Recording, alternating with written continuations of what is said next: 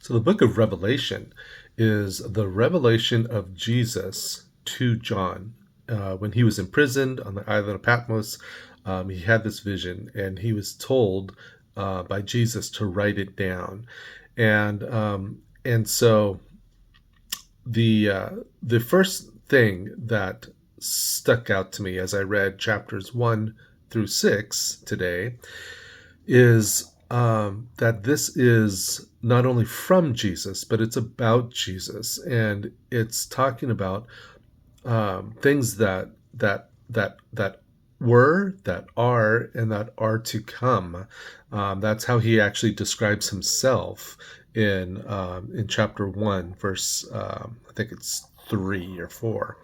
Um, but one of the other interesting things is that, and I hadn't caught this before, that when Jesus describes himself or gives himself titles, um, he says that he's the true witness, that he's the firstborn from the dead, and that he's the ruler of the kings of the earth. And it's that third one that really struck me today. Maybe it's because as I'm talking through this with you right now, we're in the midst of a election season in 2024, and maybe it's just because I've been working in and thinking about all of the different cultural and political things that are going on right now. In particular, as they impact people that are being exploited, and specifically victims of human trafficking. But the idea that Jesus gives himself the title of the ruler of the kings of the earth.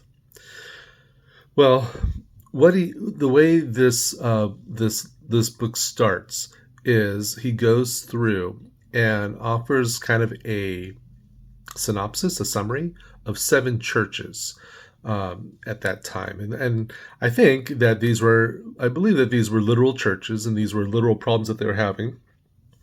But I think that also they're kind of representative of things that we could fall into, and or things that we can be commended for, either as individuals and as local churches. And one of the ones that that I thought was really neat is the Church of Sardis. This was a bad one. They had they were alive, but you are dead now, is what he says. Tells them to wake up and strengthen the things that remain.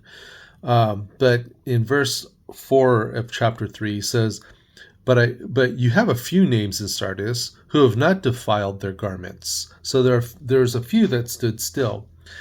And listen to this, the next verse down in verse 5, he says, And I will confess his name before my Father and before his angels. And it's neat because it just gives you that encouragement that a lot of these churches he talks about were going through persecutions, people being put to death, and in this case, false teachers and false doctrine. But there were some that kept their garments clean, they continued to walk in holiness. And Jesus confesses them by name before God the Father and the elders. Well, after he goes through those 5 churches in chapter 4 and 5 and 6, he comes across the scroll. And at first, John is really sad because there's nobody that can open the scroll. What are these scrolls? Back then, right, they were sealed. Usually they were sealed like that. It's going from like one king or ruler to another. And only the person that had that authority, that power, could open it up. Well, out walks Jesus onto the stage, and it talks about he has these 7 horns and these 7 eyes and all of this. And he has the power to open up the scrolls. And so he does. And then he starts reading through what are these 7 judgments that are pronounced. Well, the one that stuck out to me, and it stuck out to me for many years, is the 5th. And let me read this to you. We find it in chapter 6, verses 9 through 11. And when he, Jesus, opened the fifth seal, I saw underneath the altar the souls of those who had been slain because of the word of God and because of the witness which they had maintained. They cried out with a loud voice, saying, How long, O Master, holy and true, will you not judge and avenge our blood on those who dwell on the earth? And a white robe was given to each of them, and it was told to them that they should rest for a little while longer until the number of their fellow slaves and their brothers who were to be killed, even as they had been, would be completed also. And so you just have this picture of these saints that have been martyred for the word of God and their testimony, hiding underneath the altar of God, and asking him, how long will we go unavenged? And God says actually a little bit longer, because there's a few more people that are going to need to go through what you went through. And then when that happens, you'll be avenged. And in the remaining verses of chapter 6, we see what that is.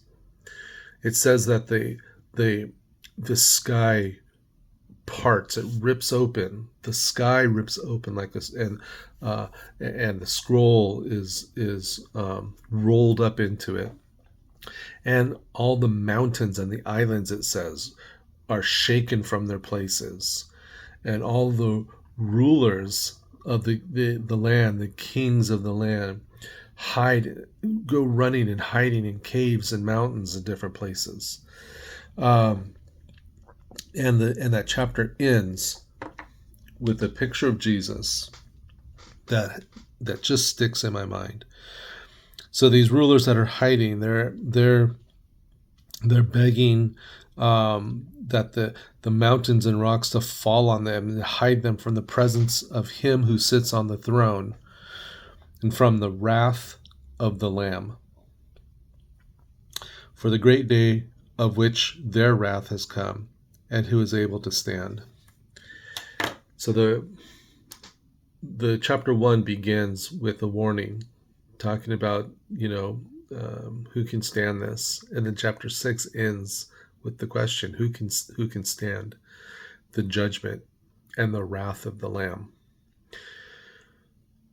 Well, there's a lot here in Revelation, and I don't understand it all. The section that I just read, some people say that's the rapture, or the end of the tribulation. I don't know what it is, but I do know that it's going to happen, because that's what Jesus said he is going to do. And that terror, in part, is the judgment for seeking justice and vengeance for those martyrs who were martyred for the word of God and for their testimony. So God requires a lot of us, and he will help us walk through and endure the trials of this life. But sometimes those trials will end in your imprisonment and in your death. For some people, they are today, and they will in the future. And that might be me, and that might be you at some point. But God will have his vengeance, and that's not for us, that's for him. And it will be just. And and he does that because he loves you, his faithful witness.